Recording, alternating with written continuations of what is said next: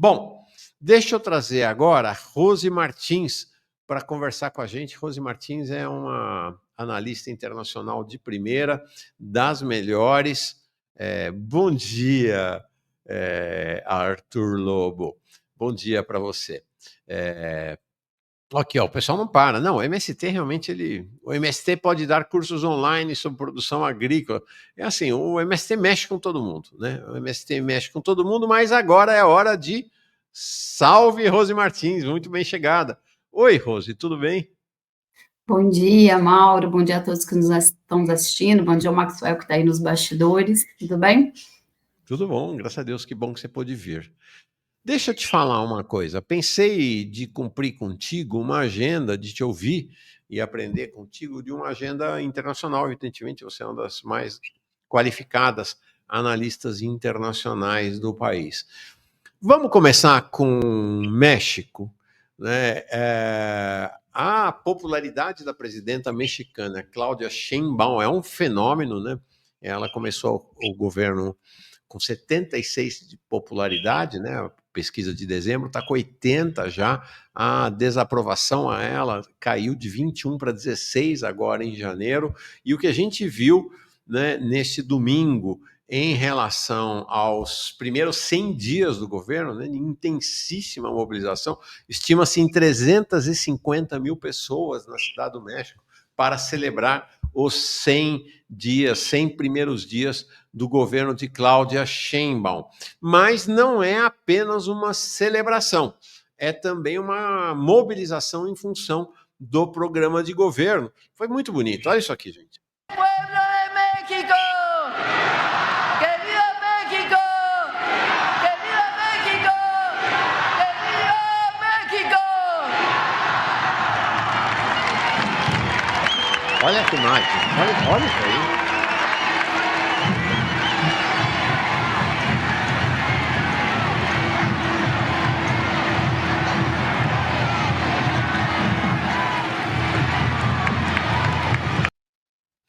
Demais, né? Demais, efetivamente muito, muito relevante. Aí, o pessoal do governo Lula aqui, o pessoal não, desculpa, influenciadores lulistas ficam dizendo e estão incentivando e estão dizendo a todo tempo que o que faz a diferença no México é porque tem as manhaneiras, que são as entrevistas diárias que o López Obrador, o AMLO, fazia durante 6 anos e que ela também está fazendo.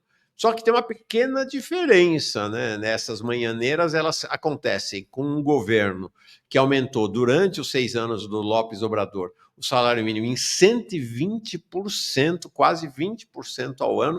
Cláudia Sheinbaum está aumentando, né? E que acabou de encaminhar a inflação lá. O desemprego, o pessoal, né, enche a boca aqui para dizer estão com emprego pleno no Brasil, cascata, está 6,5% o desemprego no Brasil. É um desemprego alto, não é baixo. Lá é 2,6%. E o governo dela já mandou ao Congresso uma reforma econômica para estatizar energia e petróleo. Acho que não é só manhãneira que dá essa popularidade, não. O que foi essa celebração e qual sua análise desse início de governo da Cláudia Sheinbaum, Rosa? Não, realmente são impressionantes as imagens de domingo, né, do marco de 100 dias de governo da Cláudia. Eu acho que a Cláudia era pouquíssimo conhecida, ela tem um perfil um pouco diferente do Obrador, no sentido da sua formação. Ela é uma engenheira que lida com as questões climáticas e do meio ambiente, né? Inclusive a imprensa mexicana começou a fazer algumas piadas de que ela seria só uma comentarista, né, de que o grande protagonista da política seria mesmo o López Obrador e que a Cláudia seria uma política de bastidores. Ela já está demonstrando que isso não é verdade, inclusive, depois a gente pode falar isso também, no que ela tem opinado sobre questões internacionais, algo que o Obrador também ele era mais contido, dada a posição geopolítica do México, mas eu concordo que isso não está ligado somente às manhaneiras, essa popularidade altíssima da Cláudia não está ligado, obviamente, somente à comunicação e às manhaneiras do Obrador que ela manteve.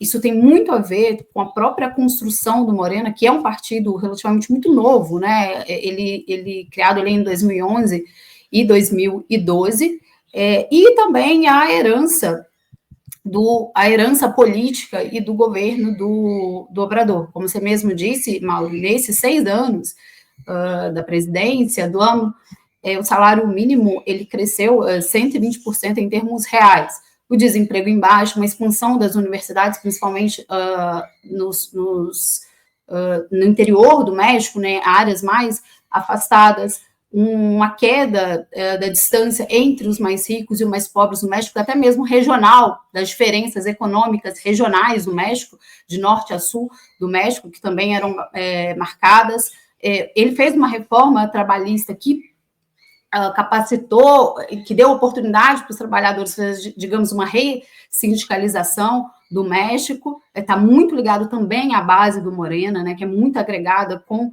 o sindicalismo do México, mas também que traz as camadas médias. Então, a Cláudia, ela foi eleita com 60% dos votos no início de junho, e é impressionante, porque a segunda colocada, que era de uma coligação dos partidos tradicionais, rivais do México, né, o PRI, o PAN e o PRD, se não me engano, ela fica muito atrás da Cláudia, com 27%. E quando o Obrador deixa o governo no México, ele tinha aprovação de 61% da população, com 70% acreditando numa melhora do seu padrão de vida e 53% da população acreditando também que há uma melhora geral da economia do México, né? Dado os programas sociais, esse apoio estudantil, muitas obras, inclusive esse foi um ponto de atrito ali do López Obrador com os movimentos ambientalistas do México, porque ele, enfim, colocou em perspectiva muitas obras grandes que se chocam com as questões ambientalistas, mas também de coisas muito caras ao nacionalismo do México, como, por exemplo, a nacionalização do lítio. Então, o Obrador ele sai com um saldo muito positivo e a Cláudia chega... inclusive, uma coisa importante para falar do governo do Obrador foi a reforma do sistema judiciário, né? Agora, em junho, vai ter eleições de mais de 1.600 juízes no México eleitos pelo voto popular, justamente com o discurso que o Obrador travou na sociedade mexicana de que o poder judiciário tem um casamento, tem relações muito profundas com o poder econômico e com o crime organizado no México. Então, a Cláudia chega, né, ali já na sua posse, ela evita posições muito personalistas, mas dando crédito ao Morena e a este governo de 6 anos, né, dos avanços do México, e joga ali no discurso da posse, ela fala que vai apoiar apoia a reforma do judiciário, e agora, no 100 dias, nesse discurso dos 100 dias, ela deixa muito claro que que o México não vai regressar ao neoliberalismo. Ela fala isso de uma forma muito clara. Além disso, já tem vários pontos positivos desses 100 dias do governo. O Congresso do México, também um mérito do Morena, eles têm uma ampla maioria, tanto no Senado quanto na Câmara. Se não me engano, são 83 dos 128 senadores e algo em torno de 360 dos 500 deputados. Isso cresce de 2018 para 2024, também é um mérito do partido. E aí eles aprovaram os direitos trabalhistas para os motoristas de aplicativos. Ela já anunciou a construção de casas populares para quem ganha até 3 salários mínimos no México, o aumento dos campos universitários, enfim, grandes obras, num equilíbrio, numa harmonia com realmente o que foi o governo do Obrador, mas ela deixando a sua marca. Acho que ela ficou muito... Aqui no Brasil também, os holofotes viraram para a Cláudia por conta da resposta muito serena, mais sofisticada e assertiva que ela deu ao Donald Trump depois que ele sugeriu, né, que o Golfo do México mudasse de nome, e aí ela respondeu falando que poderia mudar o nome também ali da região dos Estados Unidos. A gente tem um eixo, me parece, né, Rose, na América Latina, que a gente pega México, Venezuela e Colômbia, que é um eixo de confronto aberto com o neoliberalismo, né? Diferentemente da opção do governo Lula, que é uma opção de composição com o neoliberalismo e não de combate. Não é? E acho que isso explica bem a condição, a situação diferente desses países em relação a situação brasileira. E aí a gente não pode nem falar, né? Não tem a desculpa da correlação de forças, né? O México, coitado, está lá encostado, fronteira com os Estados Unidos, né? Se vai falar em correlação de forças, não há correlação de forças pior do que a do México, que tem ali os Estados Unidos na beira, né? Então, acho que é bem importante esse eixo anti-neoliberalismo, né? E que a Cláudia assume agora, ao lado do Maduro e do Petro, a liderança desse eixo na América Latina. Não, inclusive com relações bem próximas com o Petro, né, que tem aqui na nossa região levantado bandeiras muito importantes, não só em relação ao imperialismo e à hegemonia dos Estados Unidos, mas diversos temas ligados à questão climática, ambiental, a Palestina, inclusive, né, o Petro tem se destacado nisso.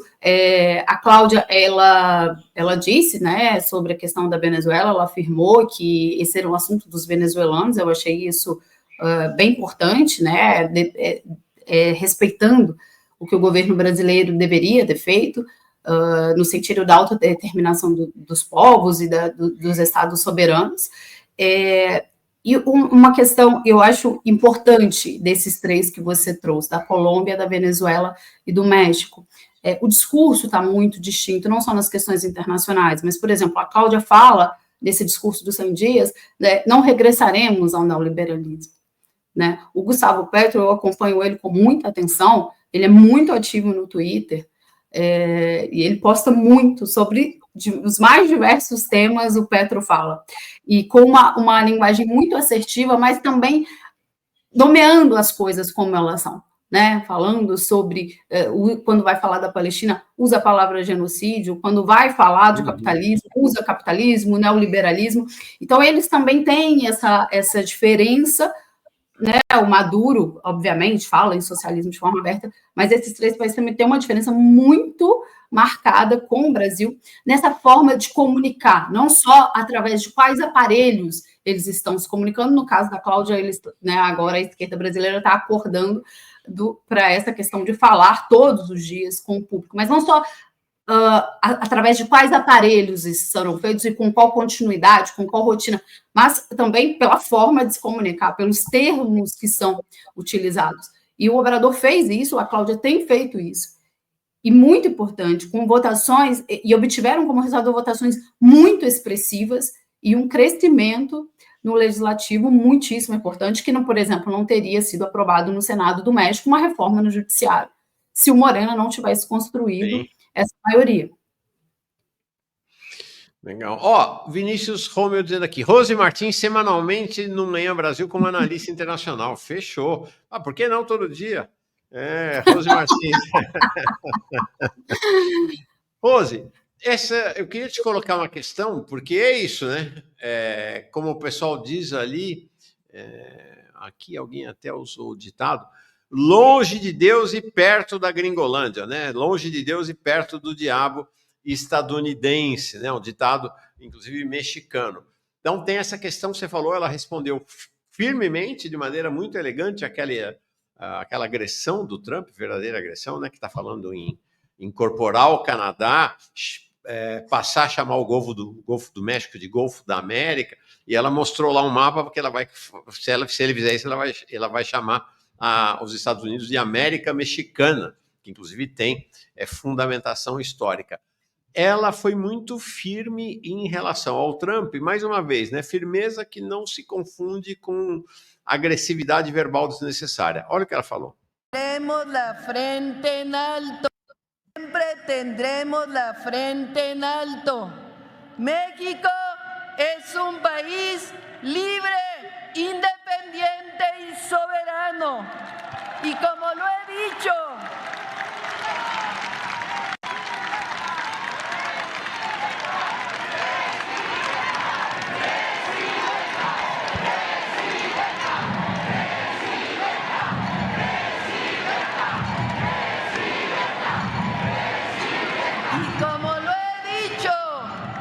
nos coordinamos, colaboramos, pero nunca nos subordinamos.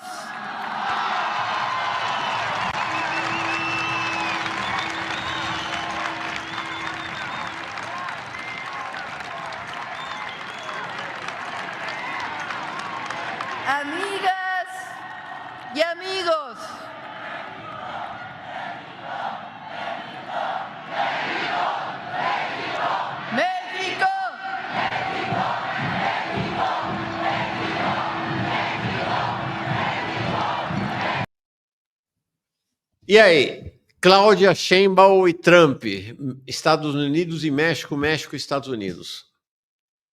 Não, eu estou assim, muito impressionada com essas imagens. Eu tinha assistido no domingo, até compartilhei nas minhas redes, porque é muito impressionante. E, inclusive, é importante dizer que ela é a primeira presidenta mulher do México. E essa foi uma bandeira bastante do feminismo, foi uma bandeira que a Cláudia, né, carregou e durante a sua campanha, logo quando ela foi eleita, tá no discurso de posse dela também, essa importância. O México, além da posição geopolítica ali nas fronteiras, né, nas barbas do Império, o que coloca o México em uma situação muito difícil, há também uma questão de vínculo econômico, né, isso é muito importante. O México exporta muito para os Estados Unidos, há 10 milhões de mexicanos vivendo nos Estados Unidos, que inclusive são responsáveis por algo em torno de 65 bilhões de dólares de remessas anuais para o México, esses mexicanos que estão nos Estados Unidos. Então, tem uma relação não só de caráter geopolítico, mas também econômico, e por isso ainda é mais impressionante, né, esse tipo de fala assertiva da Cláudia neste momento, né, de responder um líder tão agressivo como o Donald Trump. O Donald Trump, ele tem muito de bravata. A gente não sabe exatamente, Mauro, ainda o que vai ser a política dele para diversos tabuleiros, né?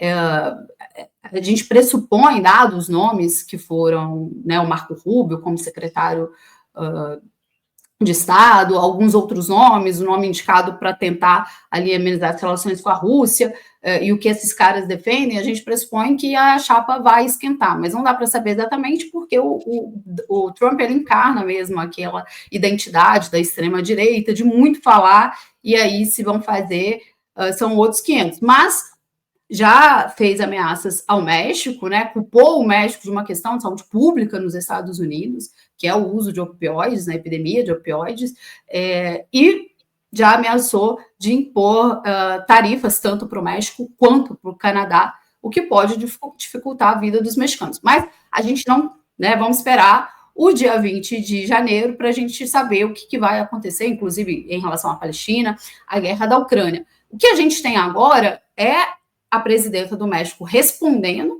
como eu disse, de uma maneira sofisticada, serena, mais assertiva ao Trump, e ela, inclusive, me parece que ela convocou uma reunião de países latino-americanos, junto lá com a Xiomara Castro de Honduras, para justamente discutir essas ameaças, e a Cláudia também saiu em defesa do Panamá, quando o Trump ameaçou também retomar o canal do Panamá, né? Ela prontamente falou sobre isso, questões de soberania, etc. Então, o que a gente tem até agora é uma posição muito louvável, muito corajosa, né? Que está respaldada em questões internas, né? Uma certa coesão mesmo da sociedade mexicana em torno desse projeto, porque ela foi eleita com 60% dos votos e a segunda colocada lá com 27%. Então, com um Congresso muito favorável, então realmente há um apoio, e essas imagens aí dos 100 dias de governo, né, os mexicanos aplaudindo e gritando México, eu acho que também dão aí uma temperatura de que, como ela está respaldada internamente para se posicionar dessa maneira assertiva. Olha, nós estamos aqui com a camarada Rose Martins. Amanhã, inclusive, virá o camarada Hugo Albuquerque. Vamos continuar também tematizando sobre a questão internacional. E ele está aqui. Hugo, abração para você aqui, camaradas. Não, inclusive o Hugo sabe falar até melhor que eu da questão mexicana aí, Estados Unidos. O Hugo estuda isso com mais profundidade, então tenho certeza que ele vai poder também. Ele publicou um artigo recente na Opera Mundi sobre essas questões. Então, vamos continuar falando de México, né? Muito bom. Não, porque o México é um desconhecido para nós aqui no Brasil, né?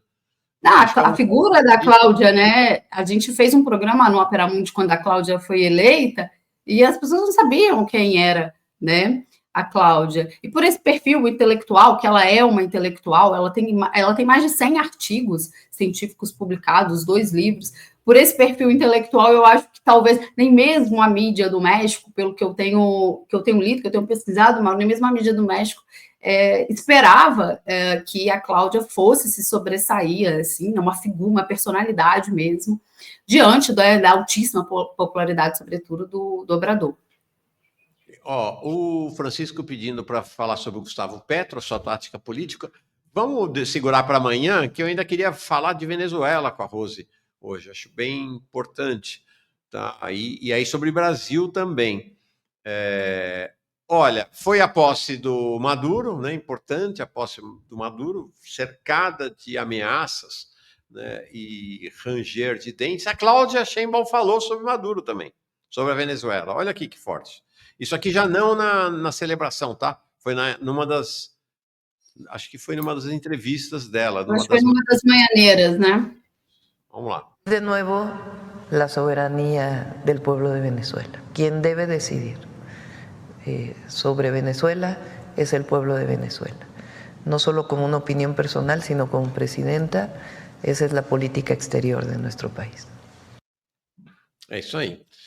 Isso, uma posição forte, firme dela, contrastando muito, e aí vou querer te ouvir, Rose, sobre a posse do Maduro em si mesma e sobre o Brasil em relação ao Maduro, né?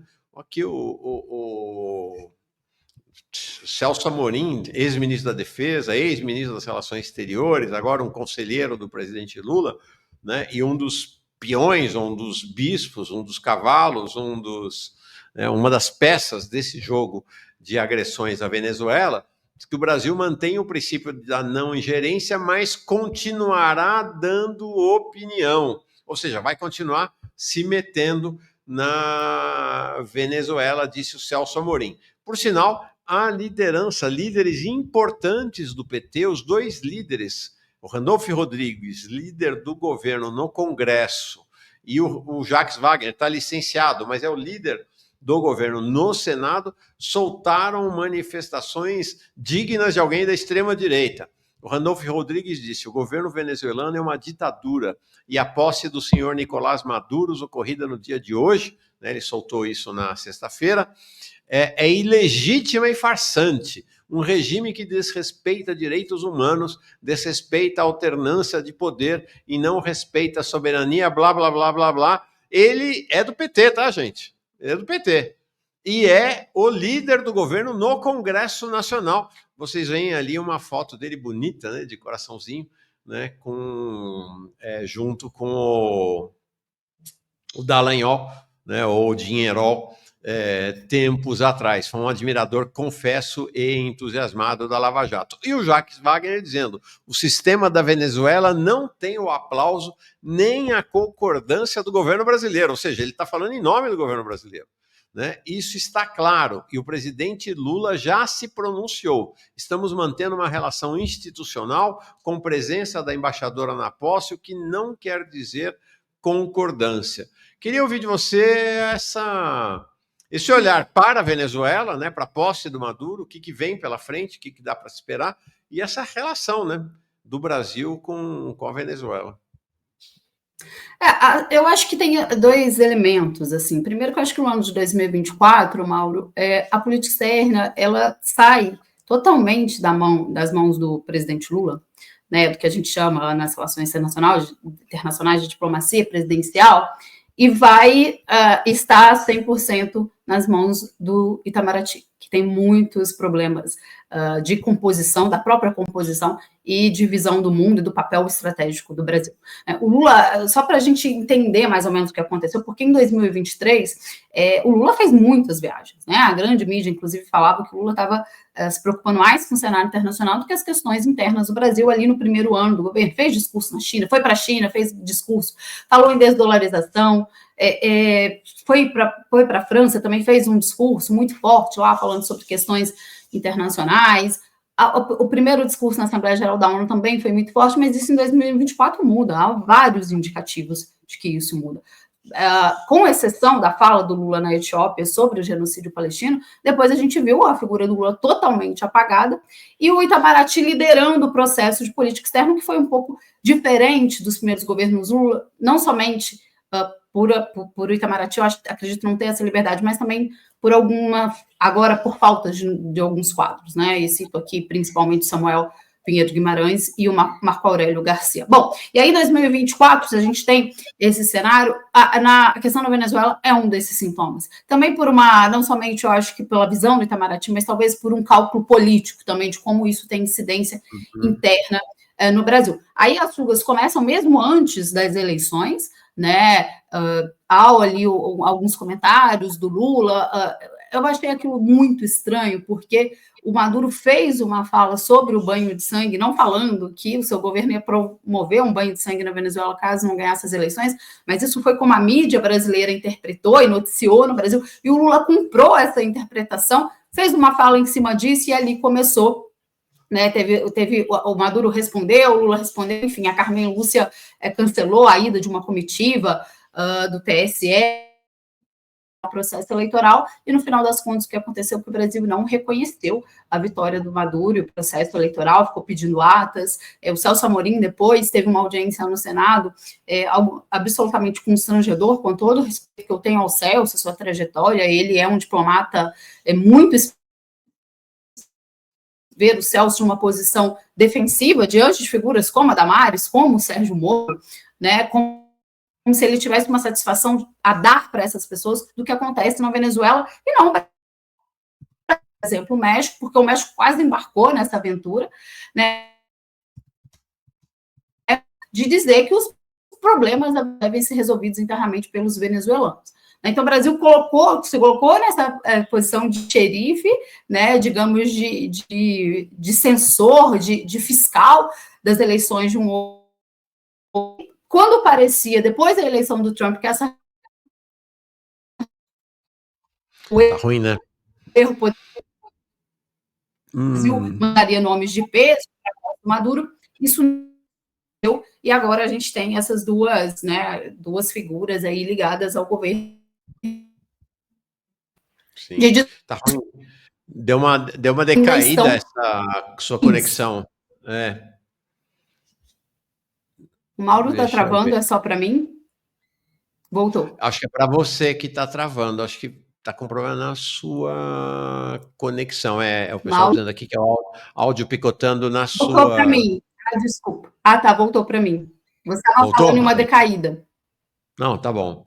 Não, então, eu fico um pouco... O Elias ontem veio aqui e falou sobre isso, né? O que ele considera uma apropriação da política externa pelo Itamaraty, quase que com uma visão autônoma em relação ao governo. Eu tenho alguma dúvida em relação a isso, sabe? Porque é a mesma coisa em relação às Forças Armadas, não?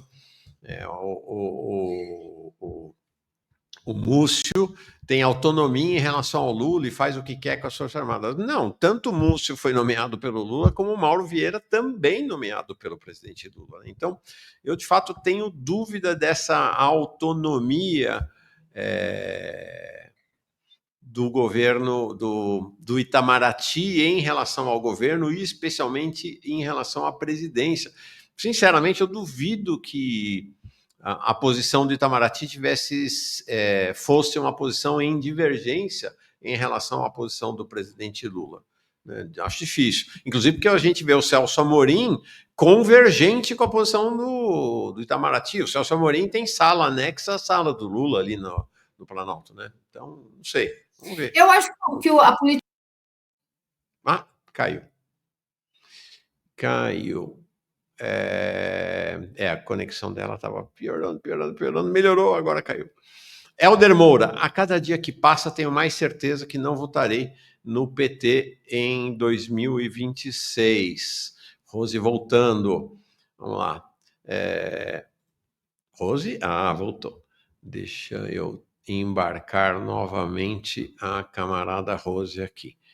Fala, Rose, vamos ver se agora tá bom. Na verdade, eu tenho muitos problemas para usar o StreamYard, é impressionante. Na verdade, não é a minha internet, é o StreamYard, ele para.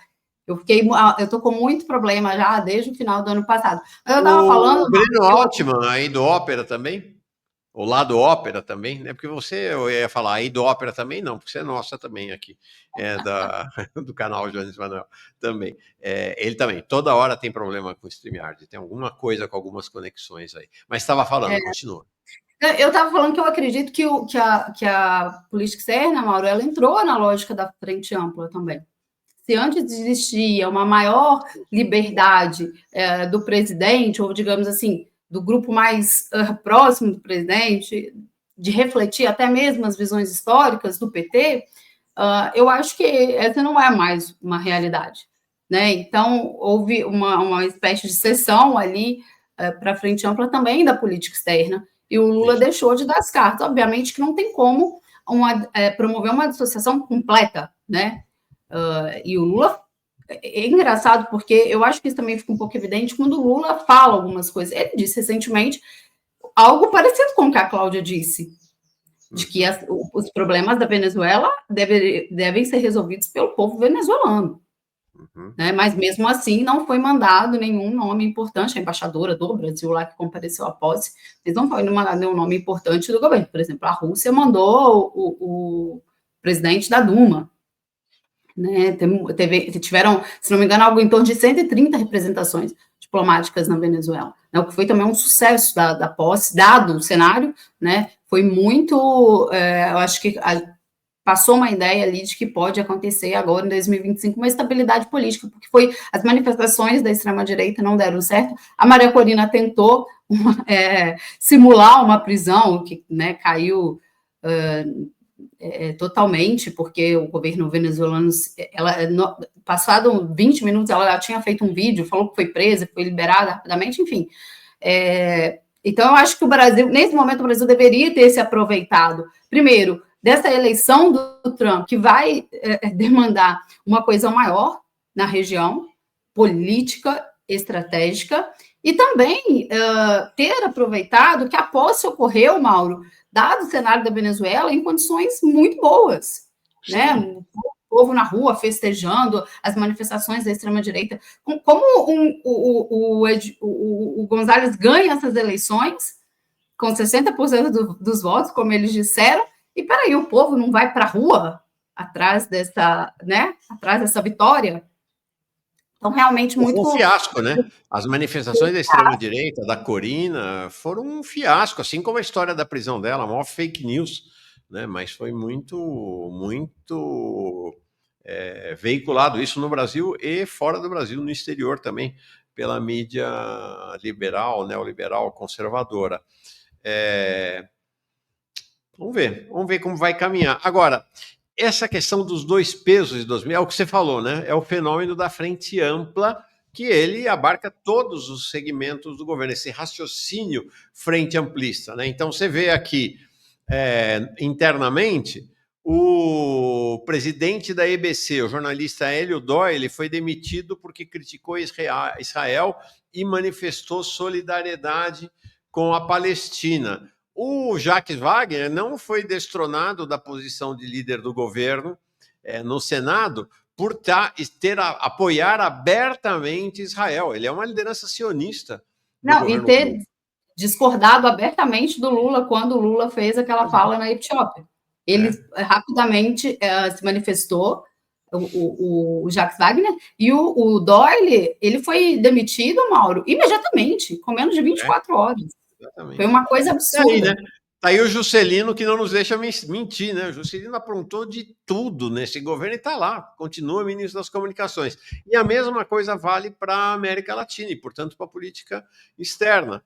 Né? Você tem uma situação no Equador, você está em pleno processo eleitoral, o primeiro turno acontece em 9 de fevereiro, a legislação equatoriana exige que o presidente, se quiser ser candidato à reeleição, tem que pedir licença do cargo.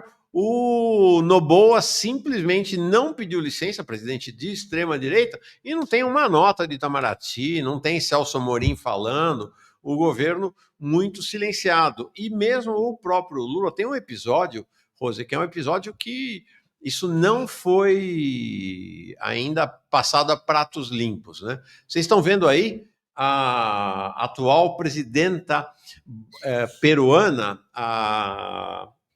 Dina Boluarte.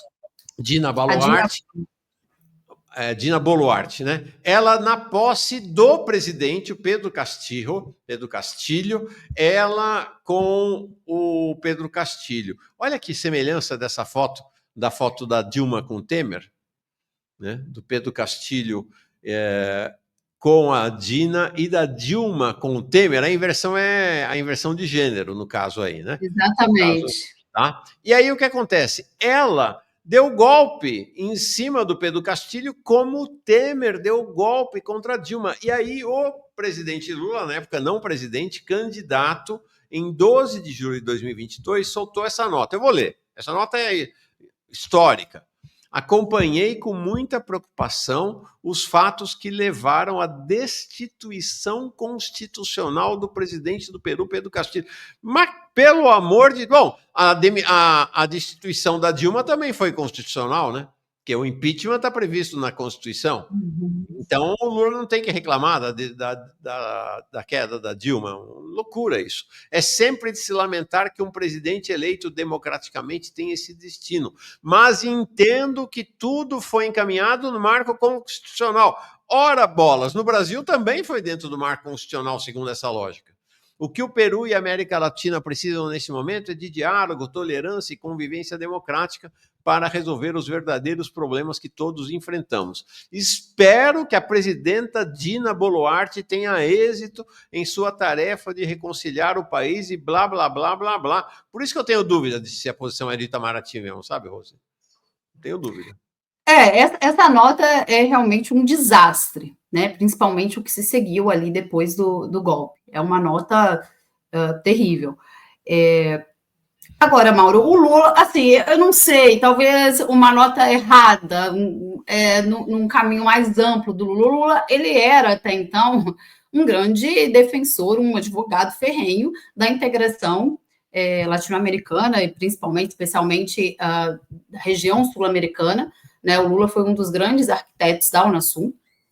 Inclusive, em maio, olha como a posição do Maduro foi alterada. Eu não sei, eu tenho discutido isso nas minhas participações, eu não sei se o presidente mudou muito de ideia ou se ele está enquadrado nessa lógica da frente ampla. Eu prefiro acreditar na segunda opção, porque em maio de 2023, o Maduro esteve no Brasil, ele não vinha no Brasil desde que a presidenta Dilma sofreu o golpe. Ele esteve no Brasil na Cúpula das Américas, quando o Lula ensaiou o que poderia ser a volta da Unasul. Né, que a Unasul ela tinha um caráter muito politizado, muito importante. Por exemplo, a Unasul tinha uma instituição chamada ISAGS, que discutia questões de saúde para a região, com sede no Rio de Janeiro. Né, e o grande projeto de criar o Conselho de Defesa Sul-Americano para mesmo integrar as indústrias de defesa. Então, o Lula, em maio de 2023, o Maduro vem ao Brasil, e aí o Lula tem no seu pronunciamento ali, né, depois dos corredores, ele fala o seguinte, com o Maduro, você tem que criar também a sua própria narrativa sobre democracia, etc., num apoio ao Maduro. E isso mudou de forma muito radical. Eu não sei se a posição pessoal do presidente mudou de forma radical ou existe realmente um enquadramento dentro do governo de como agir na política externa. Essa nota do Peru realmente ela é muito desastrosa, mas eu não acho que em relação a outros países, em outros momentos, até antes mesmo do Lula tomar posse, esse seja o entendimento geral do Lula para a política da região e até mesmo em relação a outros governos. Bom, não se pronunciaram agora sobre o Equador. Quando você começou a falar da Dina, eu já ia falar dela mesmo, porque eu acho que o Brasil mantém essa posição, que é muito ruim, mas eu acho que o que a gente tinha, pelo menos ali no início de 2023, quase 2 anos atrás, era pelo menos o desejo de integração da região. Isso também sumiu, né? Isso não está... a única bandeira mesmo, acho que do Itamaraty, que está aí capengando, é a questão da defesa do meio ambiente, que a gente sabe que é algo totalmente sensível para vários países e que encontra diferentes abordagens, diferentes desafios no sistema internacional, né, que é algo muito fácil de ser defendido, obviamente, mas para implementar mudanças concretas, aí é uma outra história. Então, eu acho que essa questão da integração regional realmente foi abandonada. Algo que era muito caro ao Lula, né? A figura do Lula ali também, né? Ao Samuel, ao Marco Aurélio e ao Celso. Sim, é isso aí. Questões para nós, vamos continuar conversando sobre elas. Como eu disse, amanhã, nosso camarada Hugo Albuquerque vai estar aqui com a gente e os temas internacionais vão estar presentes, até porque o Gilmar Mauro falou, né? Internacionalismo. Internacionalismo é uma bandeira clara, cara aos comunistas, aos socialistas. Então, o olhar para os temas internacionais vai ser sempre muito relevante aqui no Manhã Brasil. Rose, querida, camarada Rose, muito obrigada. Gostei demais da conversa contigo. Vamos repetir muitas vezes. Eu quero fazer só um comentário, responder meu amigo pessoal aqui, o Carlos Rochman, que está no chat, ele colocou assim, minha amiga Rose, a opinião pessoal do Lula importa pouco, o fundamental é a linha política do governo em termos de política externa. Não, exatamente, eu concordo integralmente com essa afirmação do Carlos, mas o que parece que muda em 2024, né, principalmente a partir de maio, junho, é justamente que o que a gente chama de diplomacia presidencial, ela realmente desaparece para a política externa estar na frente, dentro da lógica da frente ampla, e a opinião pessoal do presidente passar a não importar mais. Porque se a gente pega a trajetória de 2023, quando o Brasil volta ali automaticamente para a CELAC, que o Bolsonaro tinha tirado, e tudo que o Lula falou fora do Brasil, tem uma entrevista do Lula, Mauro, na revista Time, antes de ser eleito presidente, né, em 2022, totalmente diferente do que das linhas que o Itamaraty está seguindo agora. Então, eu acho que realmente o Lula não... ele tem um papel, se o papel de protagonista na política externa era do presidente, né, e abarcando as principais bandeiras do PT em relação à política externa, essa não é mais a realidade. O Itamaraty tem seus problemas de composição e de leitura do mundo. Perfeito. Rose Martins, super obrigado. Boa continuidade de semana para ti. Sucesso, querida. Bom ano para você também. Eu quero agradecer o convite a todos que nos assistiram e estou sempre por aí, foi muito bom participar e quero desejar sucesso nesse projeto, que eu acho que já está sendo sucesso nesses 2 dias e tenho certeza que vai ter um longo caminho pela frente. Eu fiquei pessoalmente muito feliz com esse projeto, que eu acho que ele é, além de tudo, muito necessário. Tá bom? Legal. Um abraço, gente. Um abração. Tchau. Tchau.